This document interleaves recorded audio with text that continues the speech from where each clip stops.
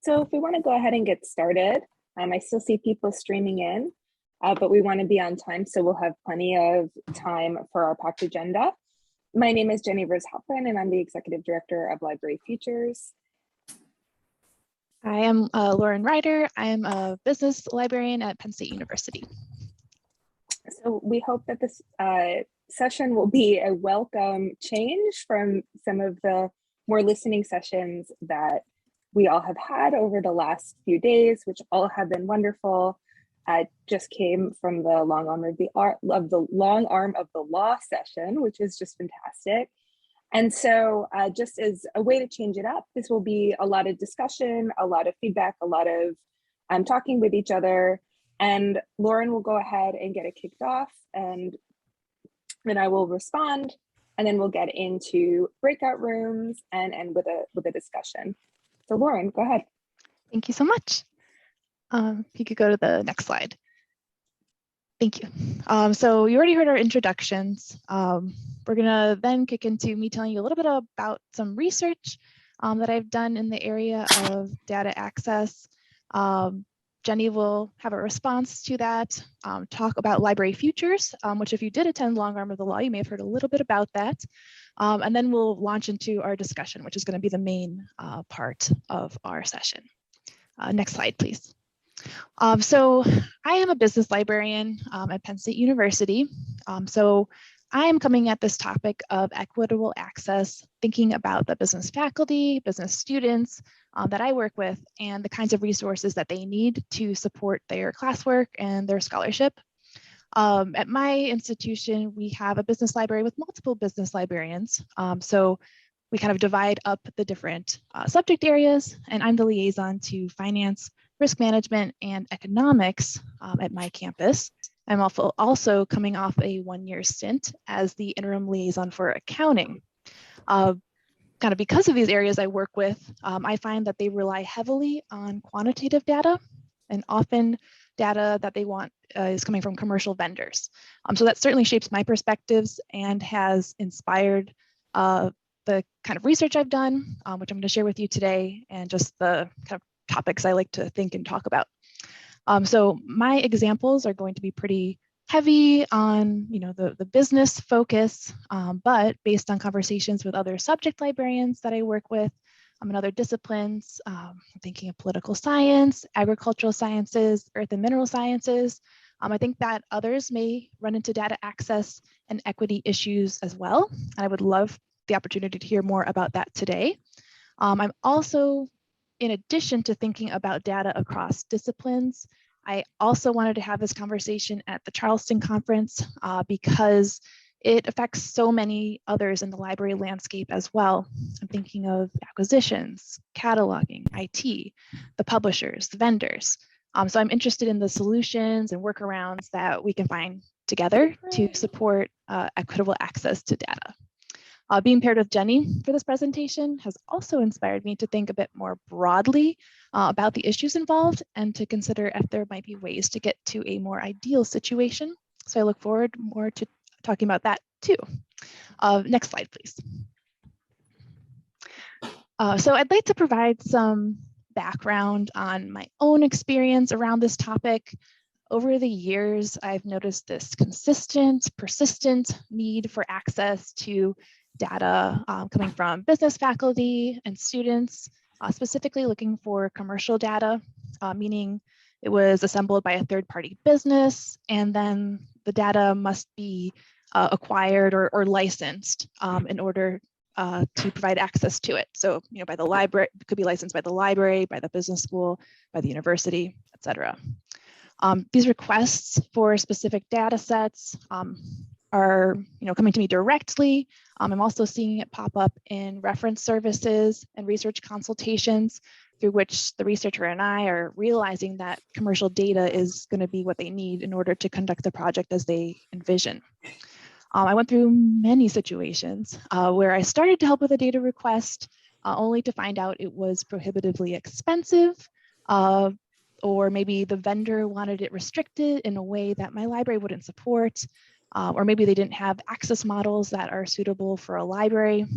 For example, if it would entail managing individual accounts, usernames and passwords, it's really just not feasible for me at a school where we serve over 80,000 students. I heard this also from business librarian colleagues at conferences, including Charleston conferences in years past, that they were experiencing similar issues and struggles, and also saw this trend in library literature. I pulled out some examples here. The business library at Duke purchasing one-off or boutique or customized data to meet individual needs, or at Illinois where they were kind of seeking to wrangle small data and figure out solutions through data grants.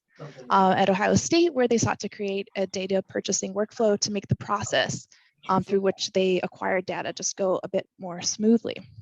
All of this inspired me to conduct a study on my own to see if commercial data was really being used like I thought, if other libraries had figured out how to support data access where I had failed, and what else we could be doing to support our users. Next slide, please. Before I get into my research project and some of my findings, I wanted to share more about why commercial data challenges libraries. I'd say it comes down to commercial data being expensive, restrictive, and specialized.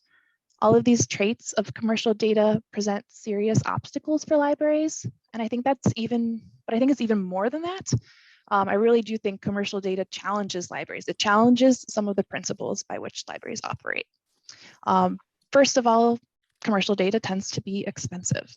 When we're talking about commercial data, we're talking about data that is purchased or more often licensed from a vendor, and the costs tend to be extremely high. The vendor can justify these costs because they've put in a lot of legwork here. They've pulled together data that the researcher could not due to whether it's time, whether it is an opportunity or access to proprietary information. Library budgets shrink, but these data costs increase. Libraries are typically not the primary target customer for a commercial data vendor, and the pricing can reflect that. Additionally, libraries are typically paying for access, not ownership. Recently, I was working with a student who wanted industry data from 2012 from a certain report. We did have that report, back in 2012, but we never owned that content, and we can no longer provide access to that information unless we want to buy it again. The second quality of commercial data is the restrictive nature. So the vendor wants to maintain control over their expensive data. That does make sense. Sometimes contracts indicate that the vendor will be able to vet the research before it can be published. Other restrictions might be related to the access model itself. Maybe only one researcher can access the data at a time. Maybe only one researcher can access the data at all. Maybe it's only on-site and not remote. These are problems for libraries trying to provide access to all, and especially during the conditions created by the pandemic. Third, these data are specialized. Researchers want the data because it delivers something very specific that they can't get from anywhere else. Maybe it's mortgage loan defaults in a certain region. Maybe it's historical stock prices, consumer behavior data. Deciding to spend limited funds on such a specialized resource can be a hard sell for a library since the usage will likely be low. The data is so specialized that it's essential to some, but completely useless to the majority. Getting access for all users to an expensive resource is often impossible. I've had vendors tell me that the cost would be an already expensive number times the number of campuses. At Penn State, we have 24 campuses. So you could imagine how quickly that number became completely unsustainable. Sometimes libraries will work with a vendor for individualized or just more restricted access at a lower cost. In those cases, the resource can then be provided to those that need it. So, maybe this is equitable, the user is getting what they need, but it's certainly not the equal access that many libraries, including mine, are striving for. Next slide. So knowing this background and the challenges that commercial data present, I really wanted to find out what was going on, what the needs were, and how we could better support them. I adapted the approach used by Ryan Splenda of Carnegie Mellon and Marcella Barnhart of University of Pennsylvania, who had conducted a study on private equity and venture capital sources. It used business literature databases, ABI Inform, and Business Source Premier to collect business and economic scholarly articles from authors at Big Ten academic alliance institutions. I created a sample, then I reviewed each article to identify which data sources were used and their characteristics. Then I went to each site of the BTAA library to determine how, if and how, the library was facilitating access. Next slide. My sample included 65% of them were data-based articles, as in data was needed in order to conduct the research.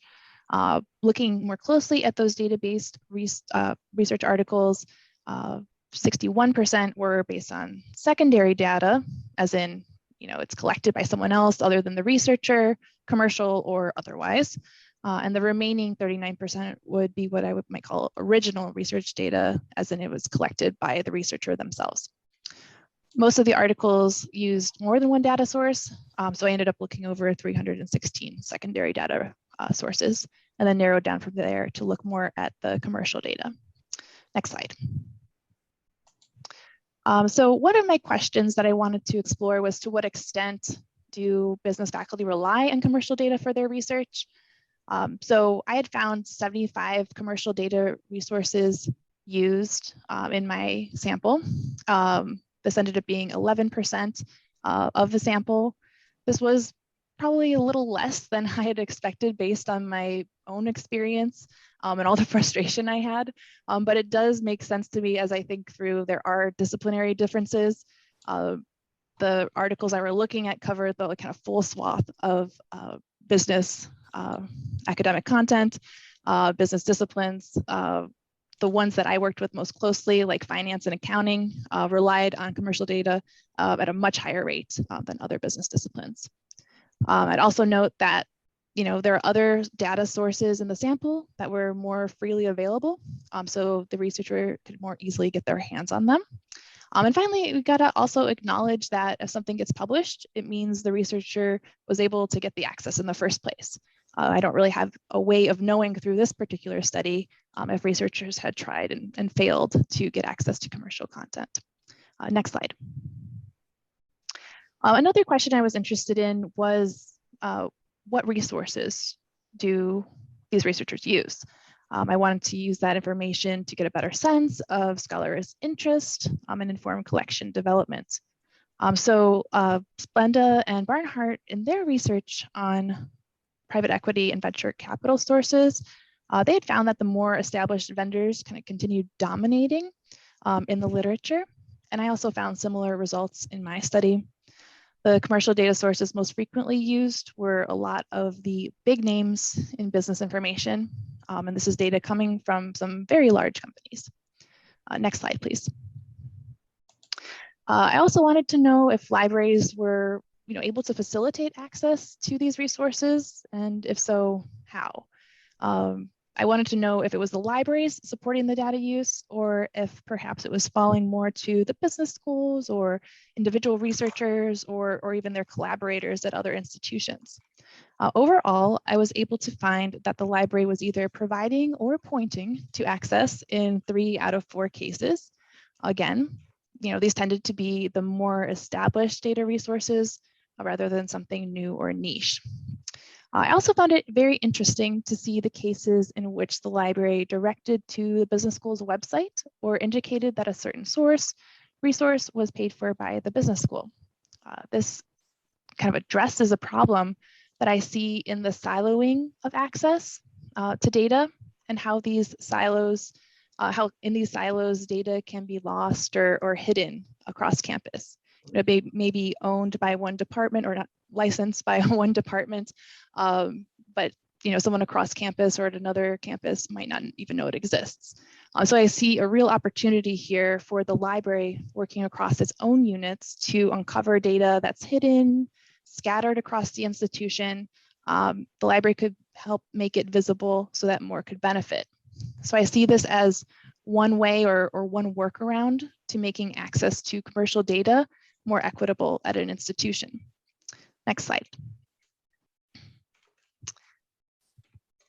So I would love to hear more about the opportunities that you see or have experienced for different library units to work together to find solutions that allow for more equitable access to data at your campuses. I'm very practically minded, and I always want to find solutions or workarounds. I'm always trying to understand the constraints and how to work within them. However, I think because of that, I can get caught up in making a less than ideal situation work instead of imagining or creating a more ideal world. So what opportunities am I missing by accepting that the university has to license this type of data? Would it be better if we could own it? Or what about lending? Could we lend it to another institution? What about always going to these established data vendors? Who else is out there? So I hope that in addition to talking about workarounds today, that we can also have conversations about how future directions would allow for more equitable access to data and all library resources. And with that, I will turn it over to Jennie.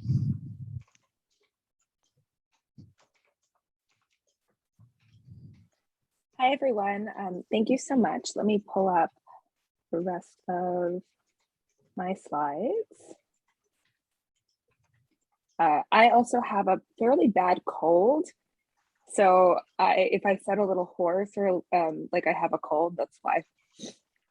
So my name is Jennie Rose Halperin, and I am the Executive Director of Library Futures. I live here in Boston, and I am so excited to be presenting with and working with Lauren on this. We both submitted different sessions and we're kind of melded into one. And when we first got together, we were like, I'm not sure why exactly, but the more we talked, we more understood how these two issues fit together. And we're both working on issues of equitable access. And I'm really glad that these presentations were melded because it's given me the opportunity to be introduced to Lauren, who really is a stellar scholar and librarian. And so as a response to her paper, some of the issues, and this is just rewording what she just shared, that I identified was lack of collection development for data, lack of process, and lack of access, or as she puts it, that data is restricted, specialized, and expensive. And this can cause workarounds and difficulties to get resources to patrons. And one thing that she brought up that I find really interesting, and maybe that we can discuss, is how also this data in some ways is a conglomeration of other data, some of which is public data, probably more of which is public data than maybe we know. And so one question that I would have for folks here is, how can we utilize public data and create data sets that are not proprietary and expensive? Or if, working with proprietary and expensive data sets, sort of what is the counterbalance that libraries can provide, particularly because so much of this data is public. So I'm just putting up a couple of slides of Library Futures graphics so you don't have to look at my name. But one thing I do want to think about is why do we need this access?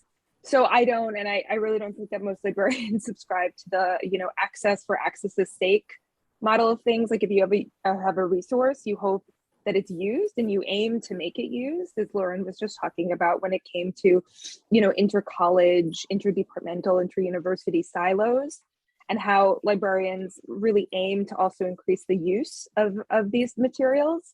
So it's really not about accruing enormous amounts of data sets. It's about making sure that those data sets are useful and that they are used.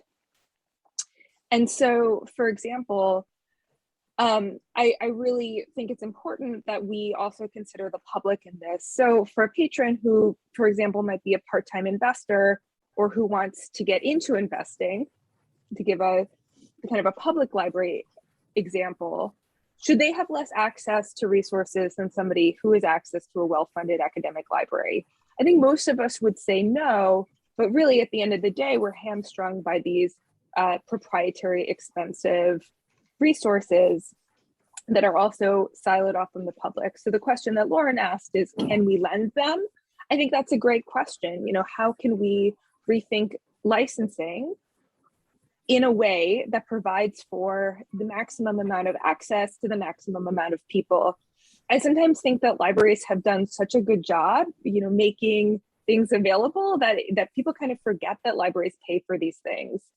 And so I actually went ahead, because I don't work in a business library, I went ahead and called some of these services to try to get an idea of what they cost. And so I got a pretty quick answer from IBES Thompson 1. And they said that the broker ranges from $1,500 to $2,200 a month with a minimum of 12 months. So that's $25,000 a year. And so for a small public library that would be, you know, like impossible, right? That would be an enormous amount of the collections budget. For a larger academic institution, that's a resource, right? That's not terrible, but it's every year. So again, as Lauren said, you know, if you want data from 2012 and, you know, nobody's really using this resource, and then, ooh, I have a patron who needs this, and you know, you can't afford it anymore, then what are you going to do? In addition, that's just one resource. And, you know, she identified 4 or 5 databases that were extensively drawn on in the literature. So, you know, if it was the only database that a library would need for business research, I mean, that would be fairly reasonable, but it's not. And then the other thing that I do want to underscore is it's not only about can I or can I pay for this year over year. The question is, if the company merges, if it goes under, or your collection budget changes, then you fully lose access. And then, of course, there's the question of Thomson Reuters itself as a continually growing company, and Sarah Lambden's research on how they, with Westlaw, have been working with Immigration Customs and Enforcement to essentially sell data to police. And I'll speak a little bit from my own experience here, which Lauren alluded to, is that these products are not always primarily library products. So for example, I came to Library Futures from the Harvard Law School Library, where I was the Assistant Director of Outreach. And Sarah's research came to light during my time there. And students were begging the library to make a statement, to do something. Oh, could everybody mute? I think I went through and muted most. Okay, there. Thank you so much. So, you know, students were begging the library to do something, to put out a statement, to you know, kind of to put some pressure on the company to change their practices. And the thing I heard over and over again from libraries and from librarians was, well, you know, we are not the target. We are not the target market here. They make an enormous amount of money from firms, and this is free for us. So why would they listen to us? And I think that does underscore the need for a collective response to many of these problems that we face in libraries. And I also want us to challenge ourselves and to think about, you know, if we do hold certain values of access, we hold values of continual access, and if we hold values of, you know, making research and information available to people, particularly in an educational context, I do think that it's important that we examine the assumption that libraries have absolutely no market benefit, and also even take out the question of the market and do some things from a moral center. And that's not to say that in the case of Westlaw that there's no moral center. I just do think that it's important that we consider the many different ways in which we can exert pressure on various companies. So when Lauren and I were preparing for this talk, we spoke a lot about the issues that face our communities, from knowledge gaps to digital divides. And we're going to give you all an opportunity to talk about 7 or 8 topics. And if we've missed anything and you say, oh, I need a room about this, you can definitely hop in and we can make that happen. So one of the issues as I see it is that as librarians, we believe in institutions and their power to support people and communities. We don't believe that everything has to be a market solution. And we also don't believe that individual wealth should be the only heuristic of whether or not someone can access knowledge. We also know that resources are too expensive for many resources, particularly business resources, are too expensive for individual institutions and have come up with consortial approaches and all sorts of other approaches. And I think that it's important to champion those approaches and to continue to work in community and in collaboration. And as the Library Futures board member, Heather Joseph, puts it, and if you haven't heard this quote yet, it is phenomenal. She says that people can still get resources, sorry, I messed it up. People can still get access to resources with a card, but it is no longer with a library card or a student ID, it is with a credit card. And so it's clear, and it's been clear for some time, that a collective response is necessary. And the question is, how do we take collective action, particularly as our field becomes increasingly specialized and fragmented. And data in particular creates a difficult quandary. Unlike with scholarly resources, this data is normally not created by an institution or even in some ways really supported by it. It's a proprietary research product that is purchased by an institution and therefore paid for by licenses.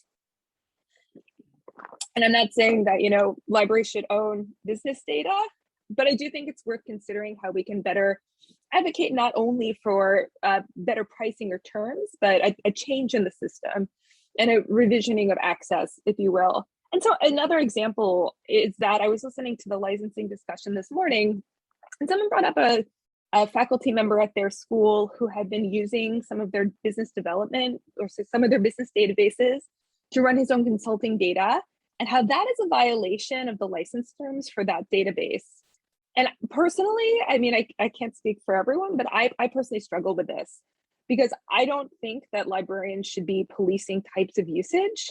And I think that provided someone has the credentials and is part of the system, that they should really be able to do what they want. And in this particular example, the faculty member had lost access to their databases and they were upset. And that's how that came to light. But I do think it is again worth interrogating, why are librarians expected to police usage? And so last thing, I'm gonna move a little bit into what Library Futures does, but I will just pull a little bit more from Lauren's research, give a quick promo for Library Futures, and then we'll move into our discussion groups. So expensive, restrictive, and specialized seems to be the norm for many library resources, particularly digital resources. While I understand that we want to provide the best access and the best resources to our own particular communities, I also think that more faculty and more library users need to know the true cost in terms of price and accessibility, and that through a collective approach with organizations like Library Futures and also with Spark, who are part of our coalition, we can come up with practical solutions that actually imagine another way forward and don't just enforce the status quo. So what does Library Futures do? These are our 5 issue areas. And I'm not going to bore you with too much about what we do because I really want to get into the meat of this and really hear from all of you. Although I don't think it's boring, I think it's fascinating and really fun. And I do hope that you join us.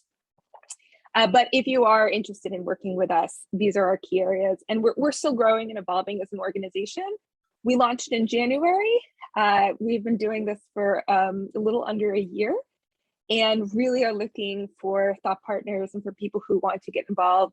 We have a really exciting event coming up next week that I hope you all can join us at, which is a discussion between Blake Reed, who's a scholar of copyright and accessibility, who'll be talking about case studies in which copyright has really failed the disabled community, and Michelle Wu, a professor emerita at Georgetown, who will be talking about her new paper, The Corruption of Copyright, which is about how licensing really does not serve the copyright as it has been intended.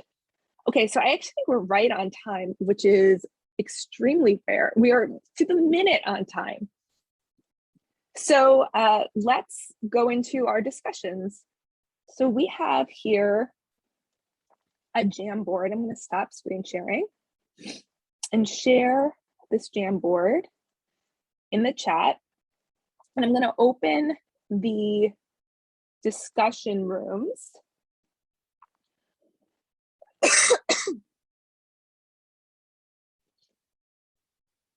So if you want to join a room that speaks to you, go ahead. We have 25 minutes for discussion. And if you want to suggest a room, also please reach out. Oh, I see people are leaving, so talk to each other. We can also just talk if that's helpful. I see somebody's in access to data sets. I can also just assign people. Lauren, what do you think? Yeah, maybe assign people if, I mean, maybe people are having trouble joining perhaps. Yeah, but I'll go ahead and do that. Okay, so get ready to go into a room. Oh, and also I think we'd like to know if there's anybody in person in the room that, you know, needs help organizing or getting together and wants to talk about one of the issues. Jennie, I have a question for you. Will you be joining one of the rooms or will you be staying in this area? Either way, I think whatever's easier for folks. Lauren, if you wanna, do you wanna go into an access to data sets room? Sure.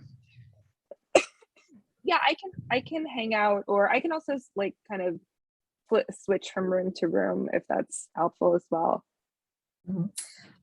My question was whether Library Futures is doing anything on the publishing side of access to content, because I work for the World Bank and we hear a lot about how researchers in developing countries not only don't have access to the high quality content that everybody in the, you know, global north or higher income countries have, but they also they're not able to publish their work in journals, the high impact journals, because they can't afford the fees. And so therefore their work doesn't get disseminated and reach other people who are in their same situation. And also the issue of being able to publish in their native languages. And I just wondered if Library Futures is doing anything in that area, or if you know of other groups who are doing anything like that. Yeah, that's an excellent question. I actually just presented to the World Bank back in September on our issues. I didn't realize that. Yeah, it was the UN World Bank conference, the Unlinks conference. Oh yes, yes. I do know that. Mm-hmm. And so I think in terms of APCs and access to science, there are two organizations that I think are doing really excellent work in that. Spark Global, which I mentioned in our presentation, which is more focused on academic resources, and Invest in Open Infrastructure, which is another new organization that we've been working with. And so, you know, I think personally, you know, we're building an international coalition, and we are also in some ways, we're so new, we're still trying to kind of figure out what international collaboration is going to look like for us. But at the end of the day, I think that, you know, interventions, you know, we are encouraging to the open access movement, and encourage, you know, preprints and ending APCs and ending these really discriminatory practices that just further enforce North American hegemony.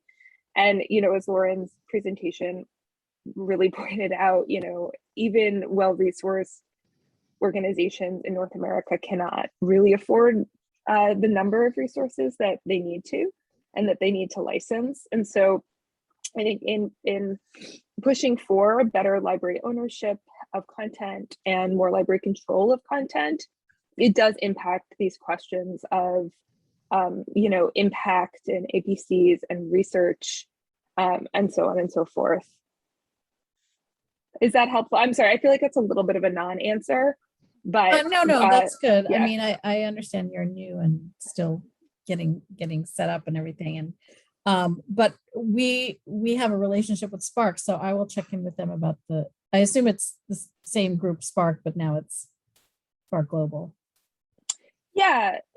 And again, I sit in Boston. I'm from a North American organization. I used to work at Creative Commons, and I think Creative Commons is another organization that's working on this. But I think, you know, it's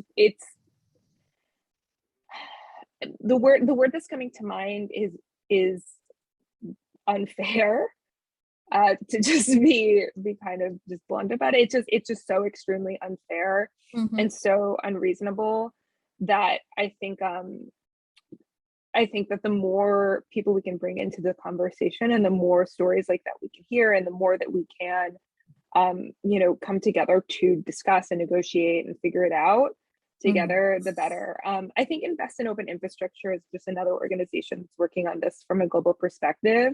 That might be really useful to reach out to. It's called Invest in Open Infrastructure. Okay, great. Thank you so much. That's very helpful. Yeah. I see that Johanna is in your group. I'm going to move her over. Do you want to go to a room? Sure, that's fine. Maybe Can I move you to open access? Yeah, that sounds good. Great. Okay, Thank cool. you. Thanks.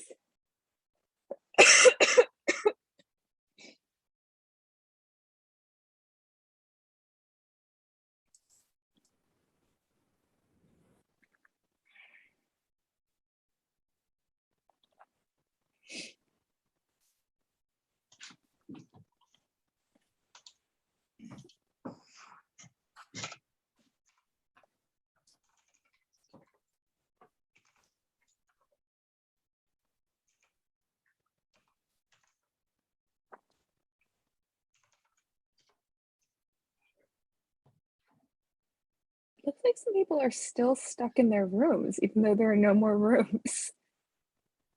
Oh no. Possible? No, I think everyone's gone. Okay. I think they maybe have to push leave the room, but I'm not sure. So now we have about 10 minutes for an open discussion. So what came up for everyone? I can put the questions up again as well.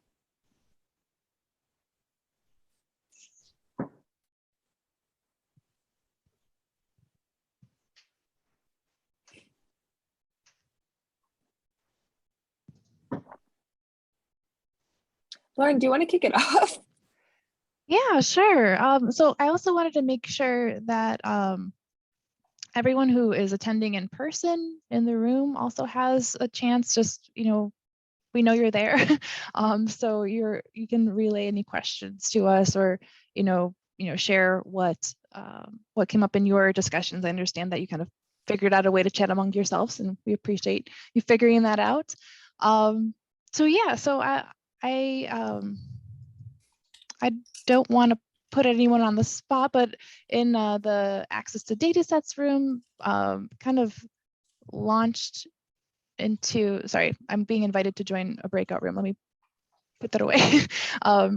There was some kind of discussion delving into talking about text and data mining as well, and whether or not the contracts would allow that. So that was another issue that kind of rose to the surface there. Trying to see if anyone part of that discussion wanted to jump in.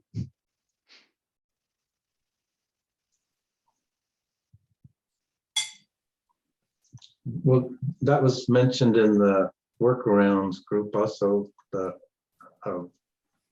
modifying licenses, or we have a standardized amendment that we've written to license agreements that take care of some of these issues like accessibility and data mining and fair use, and like eliminating confidentiality clauses and eliminating clauses that deal with other issues that we don't like. Like one is if some databases require you to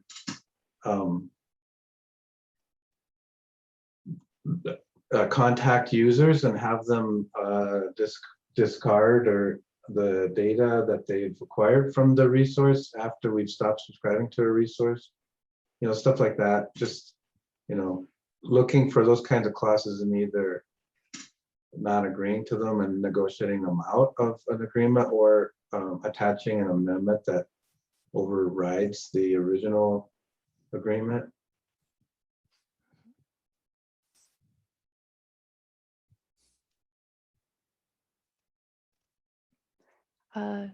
Yes, definitely. Sorry, I keep getting asked to join breakout rooms, so I'm sorry, getting a little thrown.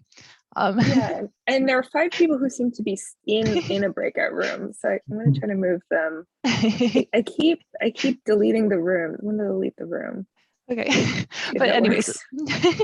but sorry, to get back to the point here. Yeah, like these kinds of watching out for these clauses that can appear in contracts, these kinds of clauses that can restrict what researchers are able to do with their data. There's tons of examples of that that I have run into where, you know, certainly the researcher is required to acknowledge using the data source in order for that to be appropriate use. But then these cases where they have to like give back the data after you know, maybe the institution no longer has access to it, or they need to have their research vetted by that vendor before it can be published, or risk, you know, going against their contracts. Another thing that came up in the access to data sets room was like, how can we as libraries be more transparent about maybe the costs that we're paying? Sometimes we're not able to disclose these, again, because of what might be in our contracts. But, you know, it would be a huge help to so many libraries if we could share that information with each other in order to get just a better idea of, you know, are we paying fair costs? You know, how much are we being charged institution to institution amongst different peers? So we were kind of interested in if there was a way to foster that kind of sharing. I feel like that probably came up in other groups too. Does anybody, maybe even from the main room, want to share in our last 3 minutes together?